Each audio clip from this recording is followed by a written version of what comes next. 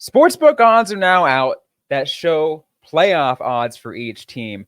Utah's, it's trending upward, it seems like. We'll talk about that on today's episode of Locked On Utah Hockey Club.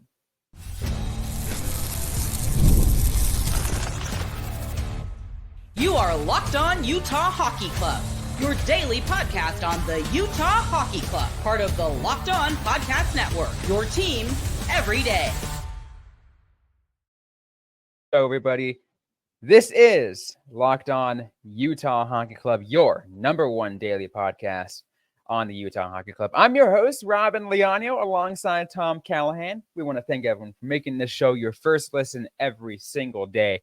We are free and available everywhere you get your shows. I also want to extend my thank you to Jay Stevens for joining us on yesterday's episode. I had a great conversation with him about just everything hockey in Utah, taking a look at the local scene. Had a great conversation with him about what it's like to be an emergency backup goalie in professional hockey. If you missed it, go ahead and turn it to yesterday's episode. Once again, I had a decent conversation with myself and Jay Stevens. But let's keep going on today, Tom, and get to some FanDuel odds, because we now have FanDuel odds out on playoff odds. What are the odds that X team makes the playoffs? And of course, no surprise, there are a lot of teams out there who have really, really good odds, and there are a couple of teams who have long shot odds. But what's interesting, and we can talk about this, is Utah's odds aren't too far from, they're not long shot. They're not also like really good. They're getting better though, right? It's looking like it's trending in the right direction for them. And Robyn, when it comes to gambling odds, you may actually have to explain this because I feel like I've never been good with this. But I believe if something is a plus number, say plus 10, yes, that means that's what you win over and above what you bet. And if it's minus 10, you have to bet whatever you were going to bet to win minus $10 that amount. Is that essentially correct? Am I kind of explaining that right? Yeah, essentially the best way to do it, and that's the reason why they do it in the hundreds, because it's best way to explain if you in that hundreds range. So if it's plus 110, you bet $100, you get 110. And if it's minus 110, you bet 110 to win 100. So exactly what, like you said, but that's why we have it in the it's always in the 100 range. You never see it less than that. And even makes sense too. I think a lot of people love more fractional odds. It's just when it gets to these other kinds of numbers, it's kind of hard to do fractional odds. Okay, so I didn't know it was based on 100. So I just learned something. I thought it was based on 1 to whatever the number was. Yeah, so the hundreds makes it a little bit easier. But at the same time, if you are a extremely low stakes gambler like me, who if I ever want to if I'm ever at Vegas and I place a futures bet, Tom, I put $10 on something, never much more. Yeah, no, that's fair. That's fair.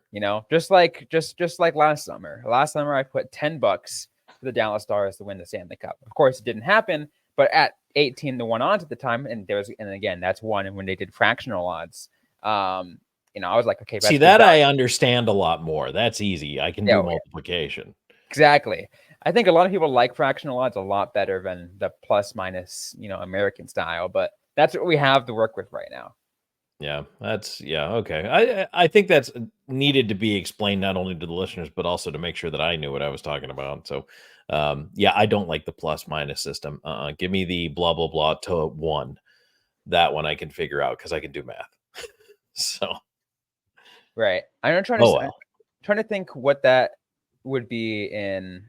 All right, I'm going to try to get both of them up in the fractional odds as well, so it can make a good explanation to you guys. I'm going to get so like 20 to 1 would be like a plus 2,000 then, essentially, because you're just canceling the 2 zeros out, right? So you go from 2,100 to 20 and 1. if that makes sense to anybody out there. That's how my brain works, by the way. You just got a very scary glimpse into the shadowy mind of Tom Callahan and how I efficiently process my math numbers. My teachers hated me in school because I never showed my work. I just gave them the answer. They're like, well, how did you get there? I'm like, I don't know. I just got there. So, That's fair. That's fair. Yeah. So what I want to start off with, and I'll go ahead and do this. I'll even show you right here. Here's a comparison, right? All right. And I'll tell you right now, Utah's odds to make the playoffs are plus 180 if you do the American style. And I just put into a little conversion right here. So those who prefer fractional odds, they have 9-5 odds. Okay. There you go. So that's interesting. All right. To me, like I say, I just feel like it's easier to do that. But that does probably, there are some folks out there either driving around or doing whatever you're doing and listening to this podcast. Also, you're learning along with me right now as to how it converts. So that's kind of interesting to hear. But so as you mentioned, so plus 180 or 9-5 are the odds that Utah is currently hovering at to make the playoffs this year. Robyn, you and I talked on some earlier shows, and certainly my opinion is they're a playoff cusp team. I don't know if they're in the playoffs unless they kind of overperform where they're expected to be. I don't think it's unreasonable to say they're a playoff team, but I'll be honest, I was a little surprised the numbers were that high, given that, the Central and really the Pacific, I think you still have the haves, the have-nots, and a couple of those teams in the middle, and I think Utah's one of those couple of teams in the middle at this point, but you still have a very strong crop of teams at the top, and unfortunately, a lot of them happen to be in the Central. Yeah, it certainly seems that way. And if you take a look at the rest of the Central odds, the rest of the Central odds are actually much better. I think 5 out of the 8 teams are in that minus range, right? Which means meaning they're expected to make the playoffs. They are expected to make the playoffs. So it's like, okay, like, it's a quote safer bet. And again, because nothing is a sure thing, you can make a bet on another. You could say something's going to happen, and you could have a team who's in the pluses still make it. It happens. That's the point of gambling, right? You do it because it could happen. It's just probabilities, and based off of that, it's all very different. Right. And so, I mean, obviously a team like Nashville that got so much stronger in the offseason, they're going to have a strong minus number attached to them, I would imagine. I can tell you right now, Nashville is minus 280. And that kind of falls in line with the expectations of they made themselves a cup contender through free agency this year. So I get that. And if you want a comparison, a team that's behind Utah is the Chicago Blackhawks at plus 750. So significantly behind the Utah Hockey Club. Did you want to mention the Sharks? The Sharks, again, I guess we could talk Western Conference. The Sharks are plus 1,500. There's your value proposition right there. If the Macklin Celebrini effect carries them to the top 8, you can make out like a bandit. That's crazy. I mean, wouldn't that be surely something? That would be wild. But it really is something that, like, it's a learning curve to learn exactly, what a good value is and how this works. This is a close one for Utah. If you're a Utah hockey fan, maybe you like to go to Vegas often and then want to place place a bet. Maybe you have it closer to casino to you from wherever you guys are, living in Utah to a place in Nevada that has one. You can just go to a sports book and all of our Utah Hockey Club fans aren't necellily in Utah. And no, true, yeah. Thank you, no matter where you're listening from. We appreciate you. Maybe there's a decent amount of you in Arizona who have followed the team. And it's like, you know what? I want to follow this team. I want to follow these players. I love what they're building. So, or even elsewhere in the United States where sports gambling is is legally is legal. I think the other thing too is that sports betting is so ubiquitous now. There are very few states that don't allow it, although Utah is obviously one of them. And there's a couple others out there. And it's crazy how prominent it is now. You cannot watch a telecast nationally without getting odds for something. And I mean, even Sports Center, you just get bombarded with odds all the time. Quite frankly, it's not my cup of tea. I don't really care. You know what I mean? That's like, I don't need to know that. Okay. It's like, It's crazy. Like, okay, what are the odds that they're going to throw a 60-yard touchdown pass on this play right now at 3rd and long in the third quarter of their 12th game of the season? It's like, yeah, it's just what's amazing, Tom, and I won't mention exactly the place, the state and station, but I will say that there is a radio station company in it who operates in a state that does not still allow sports betting yet. But they just then they launched, I forgot how long ago it was, a specific sports radio station that is a sports betting station. And I'm like, in a state where you can't bet. Yeah. And I'm like, interesting. Why? They must know something we don't know. Could be. Or they're syndicating it. It's entirely possible. But you know what? You have a good point. Maybe they're syndicating because it's becoming popular everywhere else. Right. But what we're going to do is we're going to keep breaking this down to kind of talk more about Utah's odds and break down what it means for them. And is it all hype? Is it realistic? What's it really going to take for Utah to really cash in on this? If you are someone who wanted to take a bet like that, we'll go ahead and talk about all that right after this. And the Locked On Utah Hockey Club podcast is brought to you in part by eBay Motors. Passion, drive, and patience. The formula for winning championships is also what keeps your ride or die alive.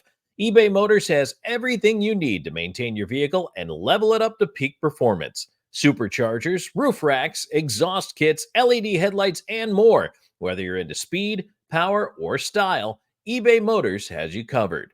With over 122 million parts for your number one ride or die, you'll always find exactly what you're looking for. And with eBay Guaranteed Fit, your part is guaranteed to fit your ride every time or your money back. Because with eBay Motors, you're burning rubber, not cash. With all the parts you need at the prices you want, it's easy to make your car the MVP and bring home huge wins.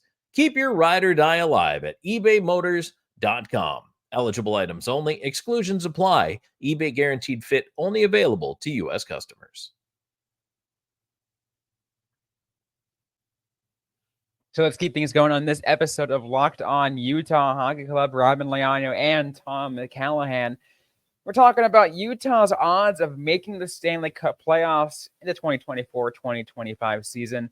Per FanDuel Sportsbook, our lovely sponsor of this show. They have Utah's odds, and we mentioned it in the first segment, at plus 180 to make the playoffs. Now, Tom, one of the things I didn't mention is it is all, sports betting also is all about trends. Is if more people start betting on a certain team, that team's betting line is going to continue to trend more towards that minus range. That's just the way it is. Which makes me think, is this really a hype thing for Utah right now? Are people just buying in because they're seeing what they're doing, or they're finally getting that attention as we talked about last week?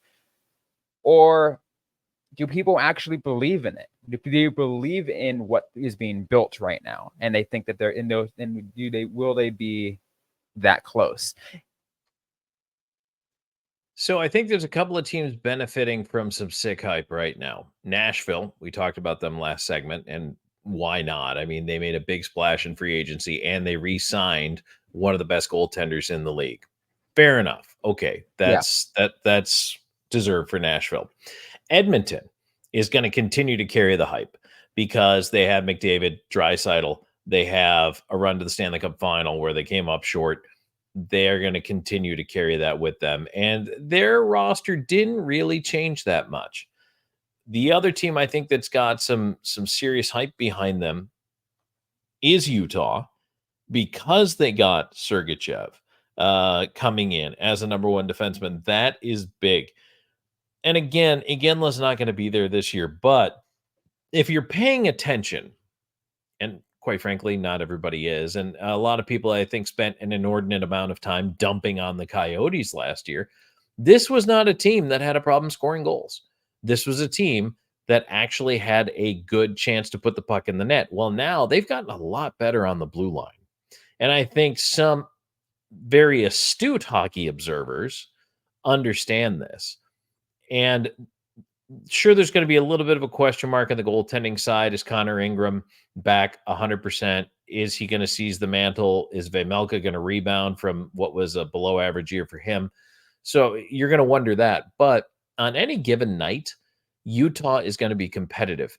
And again, you look at, there are the have-nots, there are the haves, and then there's a couple of teams in the middle. And I think Utah is, of the teams in the middle, has probably the best chance of what I would consider a non-playoff bound team to perform above expectations and become a playoff team this season. So yes, it is hype. It's absolutely hype. But I think to a certain extent, it is justified. And that's fair. And I think that's kind of something that if you are someone who is considering, that would consider, going down that route, maybe placing a bet, those are things you have to think about, right? You have to think, is it justified? Is it worth making a pick? Is the value there? I think a lot of people always there are people who literally all they do, Tom, is buy into the hype, and they just constantly going to be like, all right, this team's got, X player and whatever, so they're Stanley Cup final bound or whatever it is. It doesn't always go that way though, right? You take a look at let's take a look at two teams, right, who have in the last 2 years have picked up superstars in the draft, or who are going to be future superstars. But of course, despite the hype around that, it doesn't show in the betting lines. We talked about the Sharks, the Blackhawks we talked about briefly too, that they're behind Utah considerably at that plus 750 range. So you're right. There is a bit of realism in it, kind of mixed into there, but it's you still have to pick things out, be very careful with them. You do, and I think that part of the reason why the hype train is so strong is because there's just not as many great stories. I think the Canucks are surging a little bit now that they have Shilovs back in on a 2-year deal. Their goaltending tandem, and you want to talk about hype. I'm seeing that tandem with Demko and Shilovs all of a sudden hyped as maybe the best in the NHL. Let's slow your roll. I don't know that we're there yet on that tandem, but yes, based on the incredibly small sample size that you got out of him in the playoffs, if he somehow continues to play at that level, yes, okay, they're going to be pretty darn good. But again, this is the thing, is so we don't even have a small sample size of Utah yet. We don't even have a look at what Sergachev looks like on the blue line. We don't have a look at what Ian Cole looks like in a Utah Hockey Club uniform. We don't even know what any of these guys look like in a UHC uniform yet. We haven't seen it. So how is it going to come together? How's the vibe going to be different in Salt Lake? I don't know. It's a different arena, different locker room. There's going to be a different mentality coming to the rink. It's just going to be different. And that's what makes this risk go both ways, because it could come together and be something wonderful and special, and it could be an adjustment period. You don't know. You have no idea. So I don't like a small sample size on a guy. Well, how about no sample size? We don't have anything yet. Right. And people can make arguments like, oh, you take a look at what a lot of these players did in Arizona last year, which is right, which is fair, since it is in practice basically the same team. At least especially mostly of that forward group. It is basically the same team. It's just all in a different location. And again, that could very well factor, Tom. One of the things that a lot of people miss, and I want to mention it too, because I still know there are a lot of Coyotes fans still listening to this show, is the last 2 years, there was that factor that people considered to be mullet magic. For some reason, the Coyotes rarely ever lost at Mullet Arena. Don't know if it was just how loud it got because it's a smaller venue, so the noise just can't escape, or if it's from what people were saying, where the quality of the ice was just so good. Whatever it was, I don't know. What kind of atmosphere you're going to get at Delta Center? We don't know that yet. I think it's going to be nuts. Honestly. Oh, it's probably. I think it's going to be bonkers in there. Everybody's going to be so excited. That's why you look at tickets for that Chicago game. They're just crazy. Oh, they're crazy right now. But you feel compelled to be there, right? To say you were there for the birth of this franchise. So you want to be a part of that. So I understand. You want to talk about hype? That's hype right there. Oh yeah, that's certainly. That the whole building is going to be on fire. Like the town is going to be on fire for a week before that game even happens. Like it's going to be so exciting. Absolutely. We're going to go wrap up our thoughts. We're going to get to some more talk about Utah's odds of making the playoffs next year and beyond. We'll do that right after this.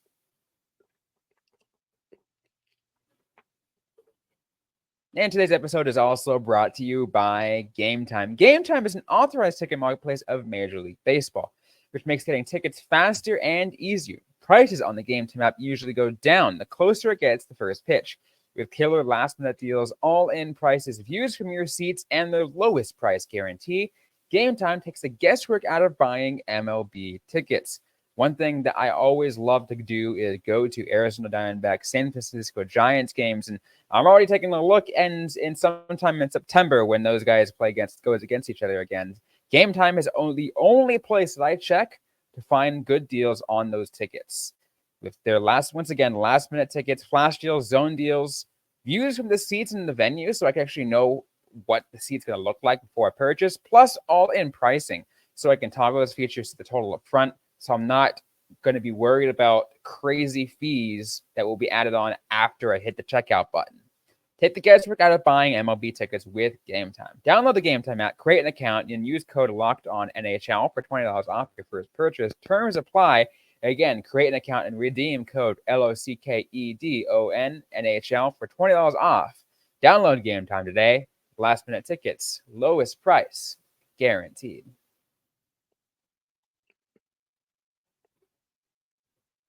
All right, Tom. So let's reel this in and kind of think, more realistic again and again. We're probably going to be, for the everydayers, you guys are going to hear much probably the same thought process of what we've been talking about for the last couple of weeks or so. If you guys are new, you might hear something new. But the reality of this team making a playoff this year probably is not quite there yet, right, Tom? But they're almost there, probably a couple years, right? Yeah, and yes, and of course you put the asterisk by it for the following reasons. Number one, you don't know how much better Chicago's going to be. And last year, as I mentioned, Chicago was a minus triple-digit goal differential doormat. Like they were terrible. They're not going to be that terrible this year, I don't think. Plus, you're playing mostly within your division, but some within your conference and a little bit on the other side.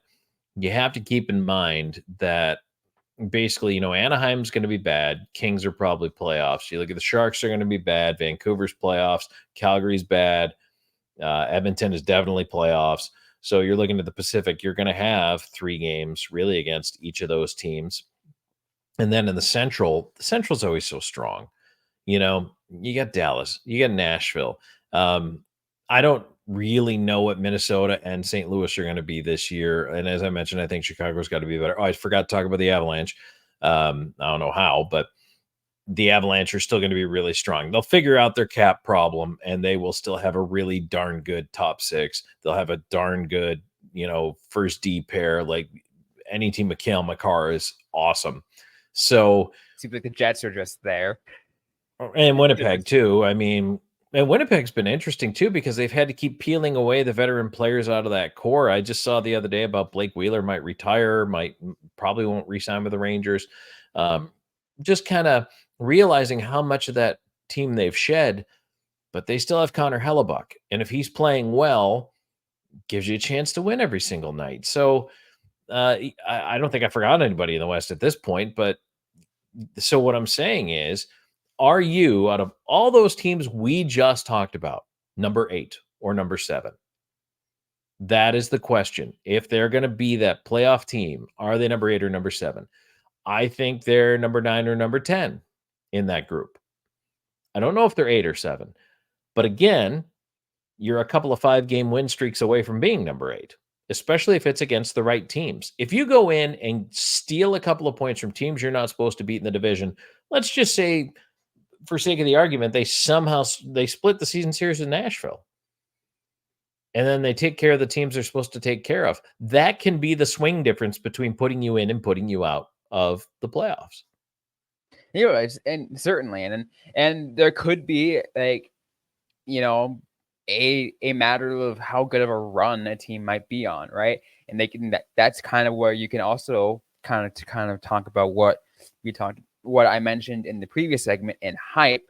I'm going to bring up last season for the Arizona Coyotes because it's still going to be. I'll still count it as valid. As something we can extend and can maybe consider for this season in small amounts. There was that period last season, I think in late November through early December, where the Coyotes were up against every single team who had won the last like 6 Stanley Cup championships, and they beat them all. Like they went undefeated through that gauntlet. No one expected that, right? No. Nobody expected that, but they did that. And I think at that moment, everyone was like, "Okay, is Arizona a playoff team? Are they actually this good, or is it just a facade?" Turns out it ended up being the latter because they kind of fell back. Something fell in the second half, but they had a really strong first half, including that run.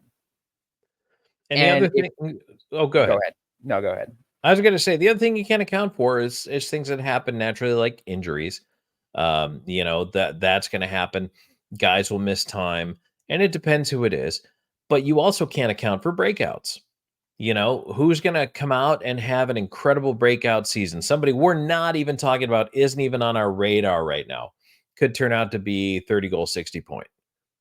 And just wasn't there for us before that. So you just never know the ebbs, the flows, the surprises, the disappointments sometimes that happen for a hockey team. And, if one guy makes a jump from being 12 goals to 25 goals, that's a substantial increase for any team over the course of a season, assuming everybody else's production stays about level.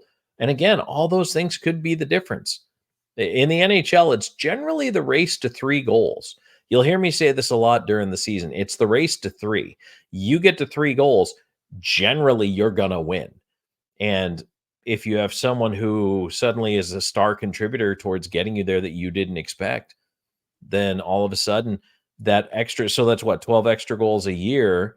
That means that you can now win 12 one-goal games if the scoring is timely or distributed across the sheet. So it's really interesting to me to even think of how little things like that can make such a huge difference in your playoff fate. It really does. And that's the thing I love about hockey, right? Yeah. Any given night, any team can come in there and just clean the clock of any opponent. Which is also kind of funny because I love that part about hockey, but at the same time, whenever something like that happens, the tweet I'll tweet out or the comment I'll say out loud, I'm like, hockey is so dumb. Man, sports is so dumb. Things happen. Things True. Absolutely happen. But you know what? That's why it's fun. That's why we watch. It's why we root. It's why our heart breaks when we lose and why we are so glad when we win. All right. Fair enough. To close things off, to kind of get ready to close things off, Tom, I'm going to go reiterate the yes and I didn't mention what the no was, but I'll go ahead and say what those are again. And then these are once again the odds from our sponsor FanDuel Sportsbook. And then I want to get your opinion, Tom. What bet would you be willing to take on this one? So Okay. for the Utah Hockey Club to make the playoffs, yes at plus 180, no minus 235. So that means I have to, if I bet 235, I win 100. Yeah, in Is that addition to getting your correct? 235 back. Yeah. Okay. I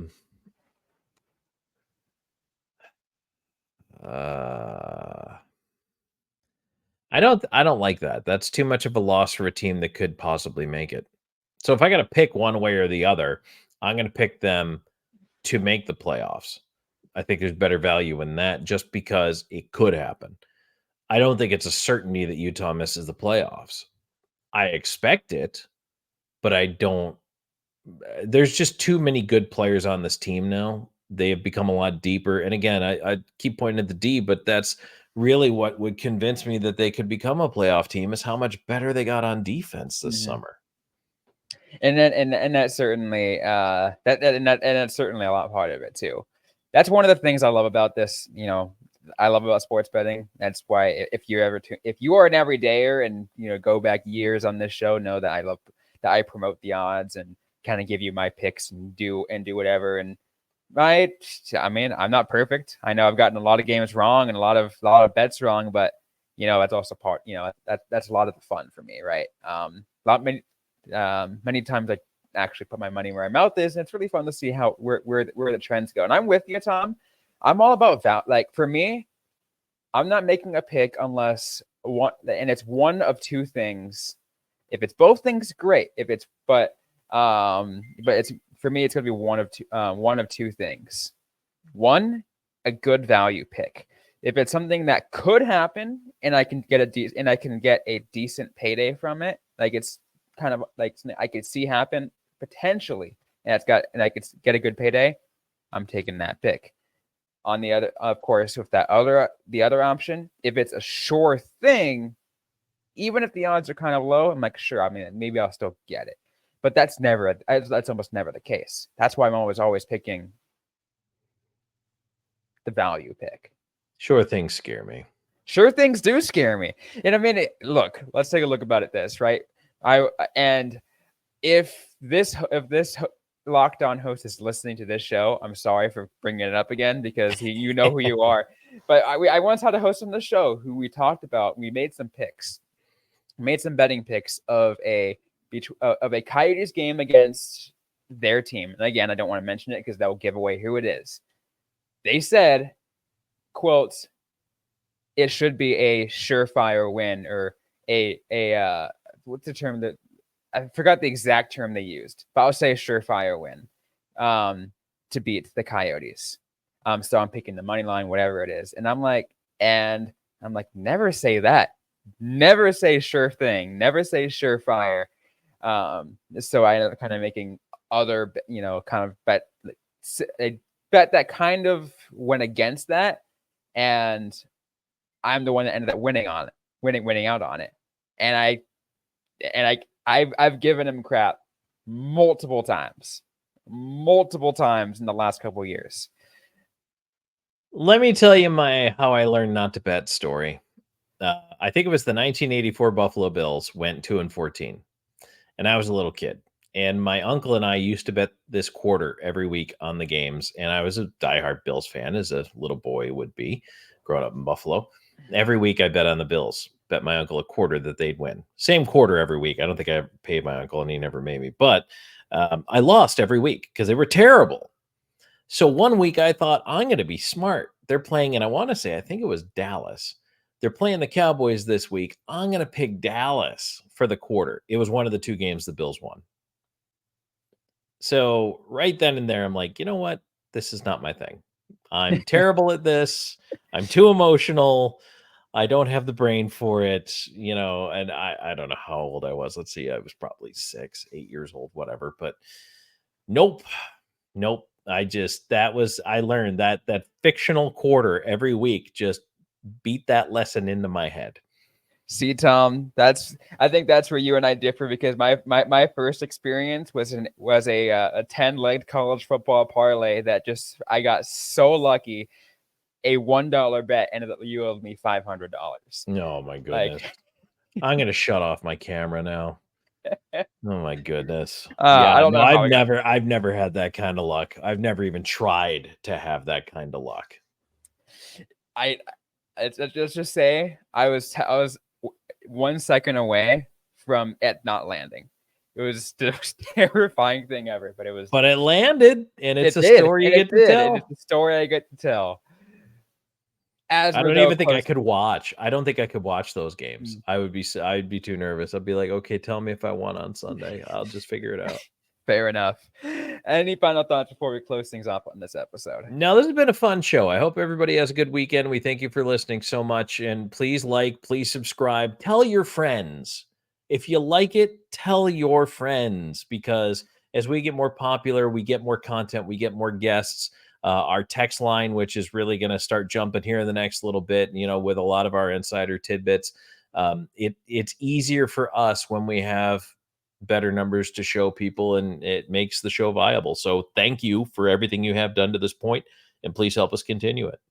Absolutely. I couldn't have said that better myself. And Tom mentioned the text line. But once again, if you guys have yet to be a part of that club, once again, just text to 801-760-9033. It's 801-760-9033 to get started. And we'll send you the text right back with the link to get signed up and be a part of Exclusive Club. But thanks again, everyone, for listening to this episode. If you like what you heard, leave a review, leave us a comment, subscribe if you have yet to already. We're available everywhere you get your shows, including on YouTube, SiriusXM, ad-free on Amazon Music. Don't forget to interact with us on social media. We are on X, Instagram, and Threads at LO_NHL Utah. I am at Robyn_Leonio. Tom Callahan is at Callahan on Air. Thanks again to everyone for listening, and we'll see you guys next time.